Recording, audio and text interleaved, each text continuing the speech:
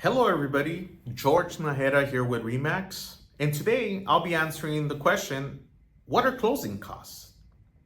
Whether it's your first time buying a property or home, or it's been many years since you bought your last home, you may not know what your true closing costs are.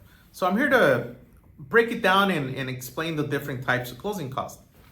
And it's an important topic for us to talk about because it's one of the most common items that we negotiate when we're submitting offers. For example, are you going to be asking the seller to pay for some of the closing costs, give you a credit, or are we going to be raising the price for you to get money back? So you see why it's important that we get this down, right? And often when I come across first-time buyers, they sometimes confuse their closing costs with their down payment. Keep in mind two separate things, okay? So why don't we examine what the closing costs? So your closing costs, your two biggest closing costs will be your loan costs to acquire financing and then your escrow. Those are your two biggest costs. A general rule of thumb is to get the total of your closing costs, it's a 2 to 2.5% of the purchase price.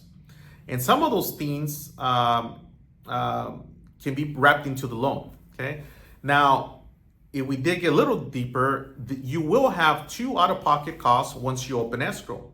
The first one will be you will have to pay out of pocket for your home inspection, and then you will have to pay out of pocket for your appraisal. Okay, and the appraisal is going to determine the value of the property. Okay, so it can get a little tricky, right? So what do I pay out of pocket? What can we ask the seller? It's like you walking into a forest and seeing a bunch of trees, right? Each tree determines fees. Well, this is when you need to work with an agent that knows what we can ask for, credits, what can be wrapped into the loan, and what cannot. Okay, which leads us to the next topic.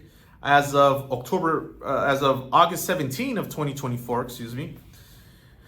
Well, historically, California had always allowed the sellers and their broker to list their properties through the multiple listing service, the MLS, and compensate the buyer agent.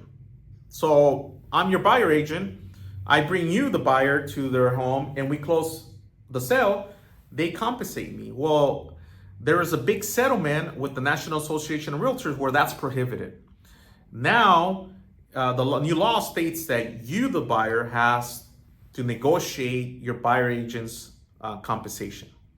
So you see why it's important that you work with a not only skillful but a experienced agent, so they can try to reduce the fees and not bring you additional costs to you, and make it possible for you to get your next home. If you would like a copy of a settlement statement, which will actually give you real samples of what you can expect as closing costs if you were to purchase a property, let me know. I'll be more than happy to send you one, and I'll be more than happy to cover it and go over it with you. Again, all you have to do is give me a call or send me a message. Talk to you soon.